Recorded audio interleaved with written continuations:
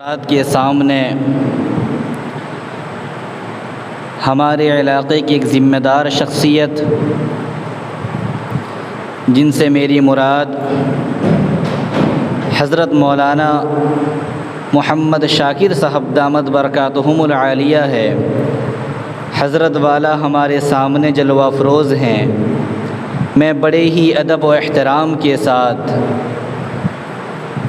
حضرت والا سے درخواست کروں گا کہ حضرت والا مائک پر تشریف لائیں اور اپنی قیمتی باتوں سے ہم تمام سامعین کو مستفید فرمائیں۔ آپ حضرات کے سامنے حضرت مولانا محمد شاکر صاحب دامت برکاتہم العالیہ۔ کثیرا سبحان اللہ بکرۃ و اصیلا، اعوذ باللہ السمیع العلیم من الشیطان الرجیم،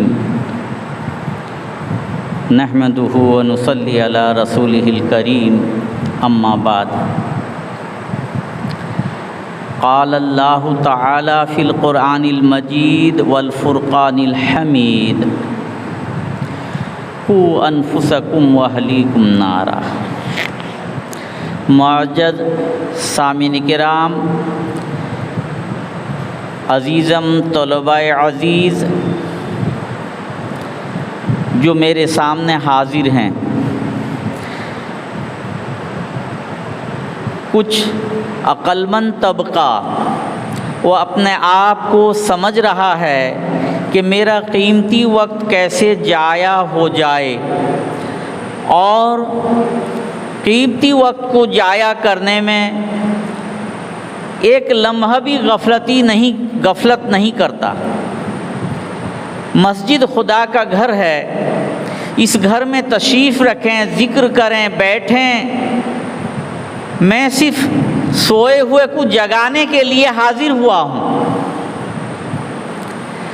چونکہ ہم عقل مند ہیں، ہر بات سمجھتے ہیں، لیکن دین کی باتوں کو عظمت کے ساتھ نہیں سمجھتے۔ اگر سمجھتے ہیں تو بہت دیر کے بعد، تیری یاد آئی تیرے جانے کے بعد۔ جب وہ وقت نکل جاتا ہے تب احساس ہوتا ہے، ہائے یہ لمحہ بڑا قیمتی تھا۔ نین پور والوں نے خانقاہ کا پروگرام بڑے شوق و ذوق کے ساتھ کیا تھا، لیکن آج ہم اپنے غفلتی کی وجہ سے اس نعمت کو رفتہ رفتہ کھو رہے ہیں، ابھی بھی ہمیں احساس نہیں ہے۔ دنیا کے معاملے میں اگر ہم جائیں تو دنیا کے ہر چیز کو سمجھتے ہیں۔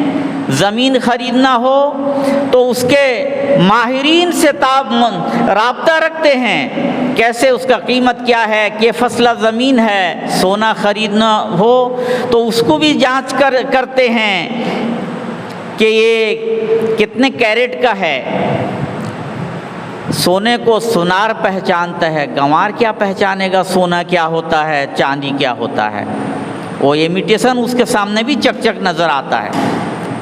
بہرحال ہم تماموں کو چاہیے دین کی باتوں کو عظمت سے سنیں، عمل کے نیت سے سنیں اور اخلاص کے ساتھ بیٹھ کر سنیں، تو انشاءاللہ بڑا نفع ہوگا۔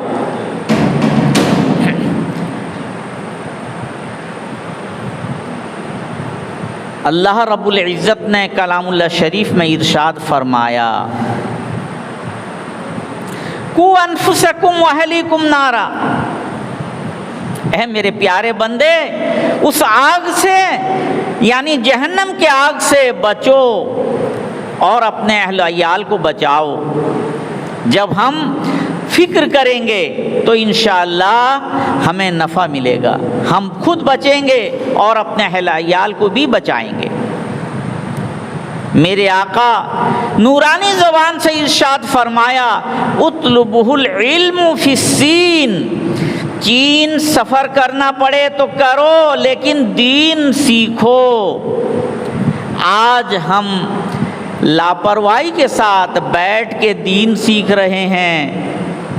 عارف باللہ ہمارے یہاں حاضر ہیں، ہم عظمت کے ساتھ بیٹھ کے سنیں اور عمل کے نیت سے سنیں گے، انشاءاللہ نفع ہوگا۔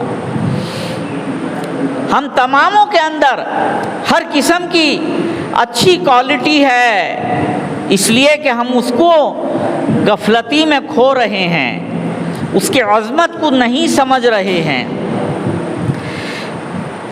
کبھی کوئی کسی کو ایسا نہ سمجھے کہ یہ گنوار ہے، نا، وہ بھی دین کی باتیں، بہت ساری باتیں جانتا ہے، کم و بیش بہت ساری باتیں جاننے کے باوجود بھی اخلاص سے عمل کرنے کی ہمت نہیں ہوتی۔ اخلاص کیا چیز ہے؟ جس عبادت میں خدا کا خوف ہو، جیسے ہم نماز پڑھ رہے ہیں، ہم سمجھ لیں یہ ہمارا آخری نماز ہے، اللہ سبحانہ و تعالیٰ کے سامنے ہم کھڑے ہیں، اللہ سبحانہ و تعالیٰ ہمیں دیکھ رہا ہے، پھر اس کے بعد اب ہو سکے کہ دوبارہ ہمیں یہ مہلت ملے یا نہ ملے، پھر دل کے اندر ایک عظمت آئے گا، ایک خوف آئے گا کہ ہم کیسے اخلاص کے ساتھ اس نماز جیسے اس فریضہ کو ادا کریں۔ ٹھیک اسی طرح ہر قسم کے 5 فرض کو ادا کرنے کے لیے ہم کمرکس ہو جائیں، بھیڑ جائیں، دل کے اندر اخلاص، محبت، عظمت کو پیدا کریں۔ جب تک اخلاص اور محبت اور عظمت نہیں ہوگا، ہم آگے نہیں بڑھ پائیں گے۔